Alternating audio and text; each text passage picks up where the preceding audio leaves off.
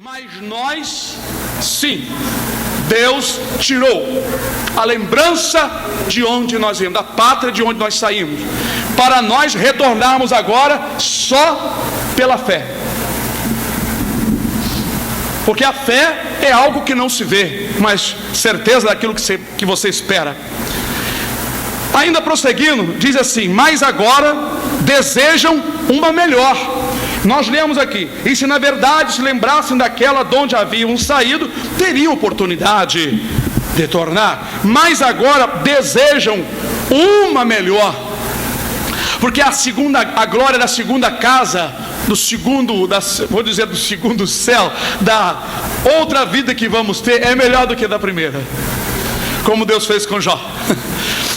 É algo profundo, não posso falar muito porque isso aqui vai ao ar, e não posso entrar muito no assunto de onde viemos, e vamos tornar para um lugar ainda em dobro de glória. Muitos pastores, muitos que vão ver esse vídeo não estão preparados nem para ouvir um pouco do que já falamos, pois não entendem, pois Deus não tem dado a muita gente de onde nós viemos. O povo só sabe que nós começamos do jardim do Éden e nascemos do ventre de nossa mãe. Mas quando entra lá no livro de Jeremias, no capítulo 1, versículo 5, quando ali diz: antes que te formasse no ventre eu te conheci. Deus está falando de um passado que Jeremias não lembrava, não sabia, mas Jeremias estava com Deus. Algo que se não pode falar muito abertamente, porque o povo não está preparado. Glória a Deus. Então, irmãos, continuando, diz: mas agora desejam uma melhor, isto é, a celestial. Não que nós, na verdade, não tínhamos saído da celestial, é que vivendo na terra como peregrinos, tanto Abraão como nós desejamos uma pátria celestial. Quando falamos pátria celestial, não significa somente um governo celestial aqui na terra, é um governo celestial no céu, na nova terra prometida.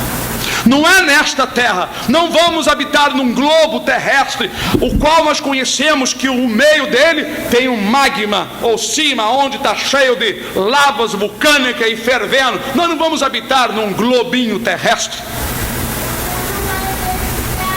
O globo terrestre no espaço é um pinguinho, é um grão de areia.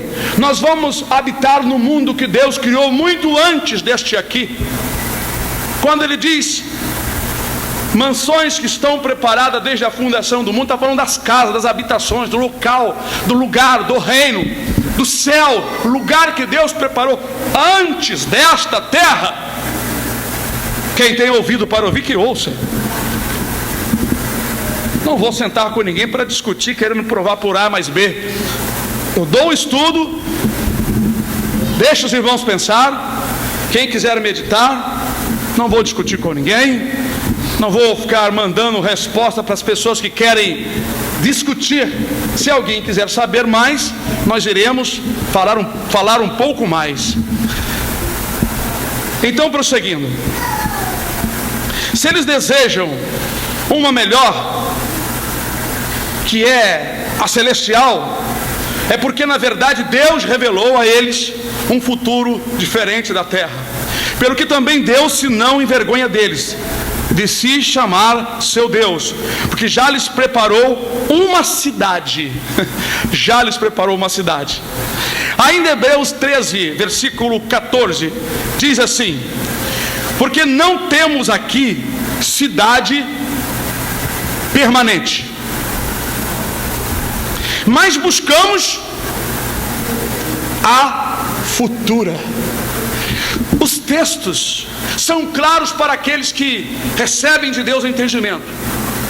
Se nós não temos aqui cidade permanente, reino permanente, nem reino, nem cidade, nem um rei aqui permanente, a Bíblia, ela não se confunde, e nem confunde ninguém, daqueles que querem, na verdade, saber a vontade do Pai, mas esclarece para nós, aqueles que Deus quer revelar, que nós esperamos uma vida diferente da que nós conhecemos aqui nesse mundo,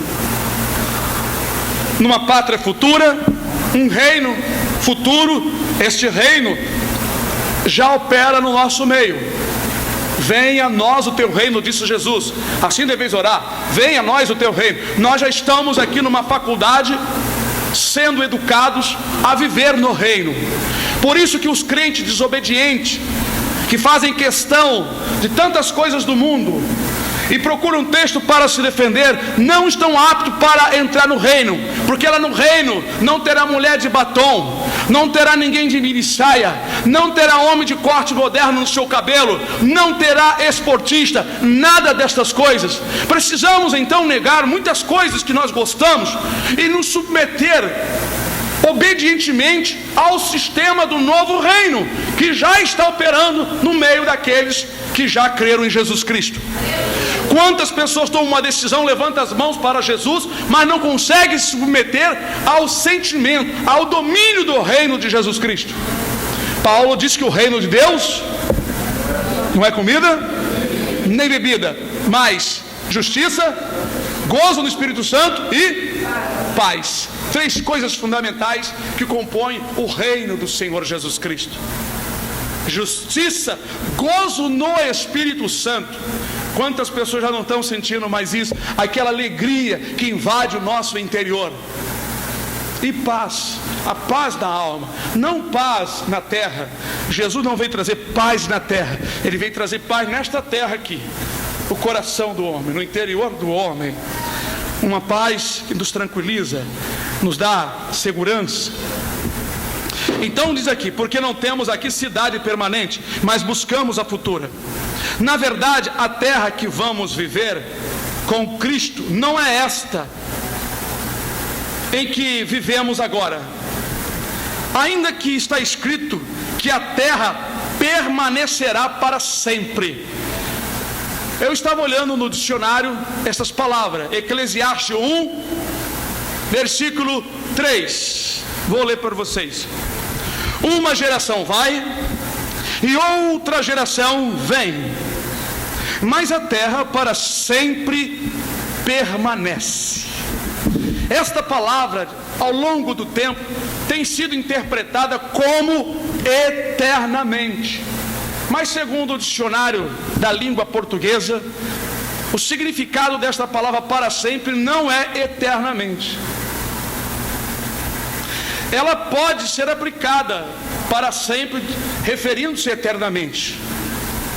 Mas nós vamos ver que um versículo não combate o outro, não entra em choque um com o outro.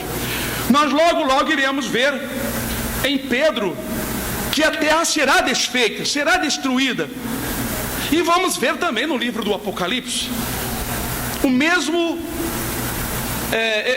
poder de Deus atuando na destruição do primeiro céu, da primeira terra. Mas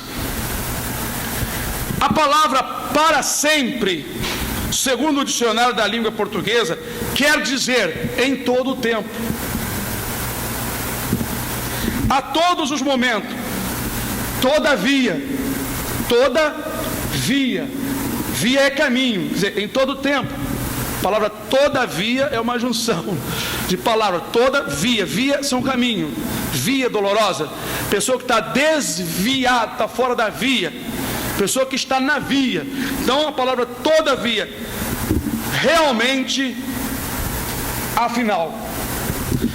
Então, se a palavra para sempre tem esse significado em todo o tempo, significa que quem foi inspirado para falar, uma geração vai, outra geração vem, mas a terra para sempre permanece. Ele está falando que enquanto as pessoas morrem e nascem, a terra continua trabalhando. As árvores crescendo, o mato crescendo, os animais produzindo, os rios correndo, o mar jogando as suas ondas, aquela coisa toda. As mesmas coisas, o sol, né, ali ele marca os tempos, a lua também, a terra dá o seu giro e tudo permanece, mas permanece não eternamente, mas para sempre, ou seja, em todo o tempo determinado por Deus. em todo o tempo determinado por Deus, porque uma escritura não pode entrar em choque com a outra. Então vamos conferir as outras escrituras. Olha, antes disso, diz aqui: a terra que agora conhecemos, assim como foi feita para nós, da mesma maneira ela será desfeita. Não posso me ligar em um versículo sem comparar com outros, como por exemplo, o que o apóstolo Pedro e João no Apocalipse disseram. Eles falaram da destruição da terra, desta terra e dos céus. Nós iremos então abrir em 2 Pedro, capítulo 3, versículo 7, depois 10, 11 e 12. Vamos no versículo 7, que diz: mas os céus e a terra que agora existem, pela mesma palavra se reservam como tesouro e se guardam para o fogo, até o dia do juízo e da perdição dos homens ímpios. Vou dar uma paradinha no versículo 7. Então, está aqui Pedro, pelo Espírito Santo, falando que a terra que agora nós conhecemos, ela está sendo guardada como um tesouro até o dia do juízo final, em que neste dia do juízo, preste atenção, neste dia do juízo final, diz aqui até o dia do juízo, ela será desfeita. Ou seja, a terra será desfeita no dia do juízo final. Não será em nenhuma catástrofe ou em nenhuma guerra potencialmente destrutiva que virá aí. Nada vai destruir a terra por enquanto. Será no dia do juízo final. E quem vai destruí-la não será o homem, será o Senhor.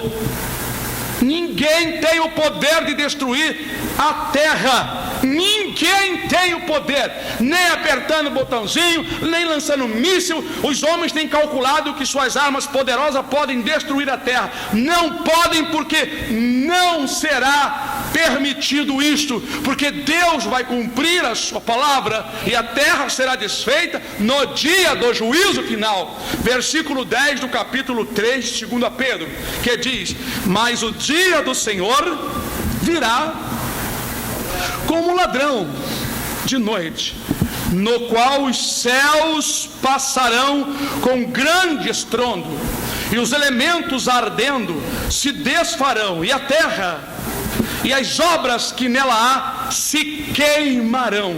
Versículo 11: havendo pois de perecer todas estas coisas, que pessoas vos convém ser em santo trato e piedade. Não vou explicar esse versículo, porque eu preciso me adiantar. Aguardando e apressando-vos para a vinda do dia de Deus, em que os céus em fogo se desfarão. Algo que foi feito será desfeito, se desfarão, e os elementos ardendo se fundirão. Aqui está uma palavra clara. Pedro falou com detalhes.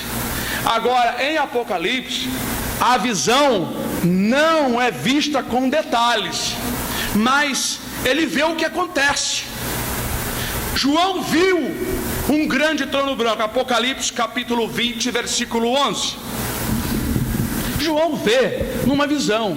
Pedro fala inspirado pelo Espírito profeticamente. Pedro foi usado como um profeta, profetizou a terra seria desfeita, o céu e os elementos. Ele falou sobre o tempo do fim da obra que Deus criou, a terra e o céu. Agora veja que muitas pessoas não conseguem enxergar isto no livro do Apocalipse por causa do português. Mas observe com atenção. Apocalipse 20, versículo 11. E vi um grande trono branco, disse João, e o que estava sentado sobre ele, sobre o trono, de cuja presença, quer dizer, a presença da presença daquela pessoa e não se achou.